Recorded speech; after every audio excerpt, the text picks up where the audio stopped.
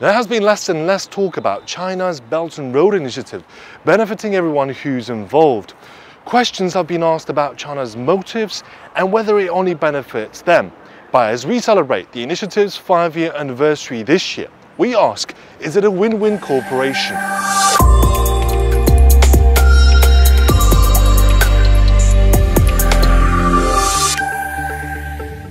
East Africa's Kenya is one of the major recipients. The country is now the initiative's African hub, given its historical and strategic significance. The Standard Gauge Railway project cost $3.8 billion, and 90% of funding came from China. This new phase that is connecting Mombasa to Nairobi is giving a very efficient alternative way to transport cargoes that before were pretty limited because there was no maintenance. 开创了很多新的这个经济活动，他们的这个工业生产因此呢得到了提高，他们的这个对外贸易因此呢获得了增长。 The 480-kilometer line began transporting both passengers and cargoes last year, shortening travel times from 10 hours to just over 4 hours, and it hopes to expand the line across the country and beyond. Actually, there are 3 phases. Phase 1, it's already completed and it's connecting Mombasa to Nairobi. Phase 2A was launched in 2016 and it's connecting South Nairobi stations to Narok. And Phase 2B is the final part and is connecting Narok with Malaba. As the rest phases of the line is due for completion by 2025, the line is crucial in expanding the BRI's network in Africa. For example, the cargoes reaching Mombasa from the South China Sea are able to reach landlocked neighbors like Rwanda, Uganda using the SGR, but also it provides access to vital resources. The China Communication Construction Company that is implementing the Phase 2A of the Standard Gauge Railway Station linking Nairobi with the resort of Naivasha. They built a big water project, and finally people in these rural areas can access to water right now. So I think it's something really meaningful. 蒙内铁路虽然说是使用了中国的资金，但是这里边实实在在培养出来的运营人员、运营的这个管理体系标准都是当地人的。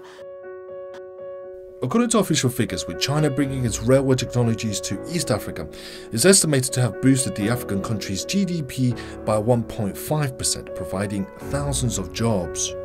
This project gave the opportunity to 25,000 Kenyan that were hired, and the company that was the state, the Chinese state-owned company that was involved was the China Road and Bridge Corporation that was the contractor of the project. But cooperation aside, what do the younger generation of African students in China think about all of this, as they will play a crucial role in the initiative in the coming years?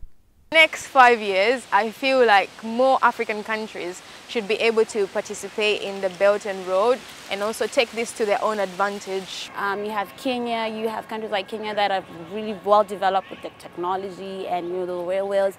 I think it would take it a long way when you look into it. And now I hope, yes, my country could be part of it, even though we're landlocked countries. I feel they are helping us utilize and make use of what we have available to aid in the development of the various nations across Africa.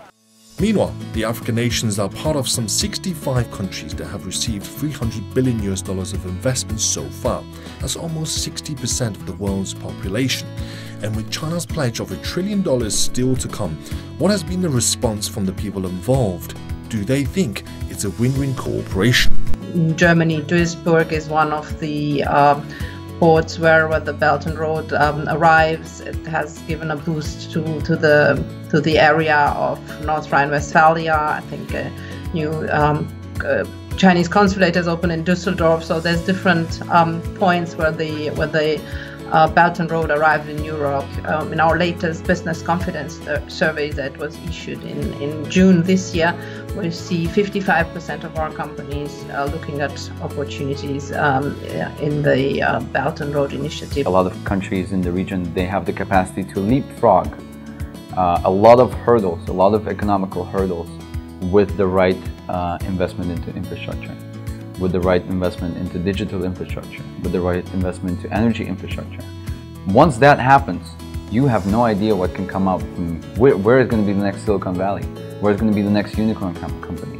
Clearly, capital markets are going to benefit from those stories much more than right now China is going to suck out from infrastructure projects. I believe that the Standard Gauge railway station project in Kenya, it's a good example of the principle of win-win cooperation. 实际上，一带一路是一种这个合作，双方的一种合作，不仅仅是中国对外投资。I expect in the next 5 years, just real good focus on the region and trying to pump out as many of good successful stories as possible. So they drive, so it creates an incentive system of its own, so people can look up to a lot of Belt and Road examples. So 5 years on, Belt and Road projects are making a difference. But is it a win-win cooperation? I think the progress made so far suggests it is. And this could only mean plenty more success stories are still to come in the next 5 years and beyond. As for the criticism pointed at the Belt and Road Initiative, I think challenges, not failures, are defining the initiative, and China knows it has a long way to go.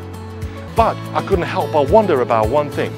Can the United States or the European Union be as willing, as ambitious, and as assertive as China in creating and leading the initiative? I'm not so sure. I'm Josh, stay tuned with China Matters.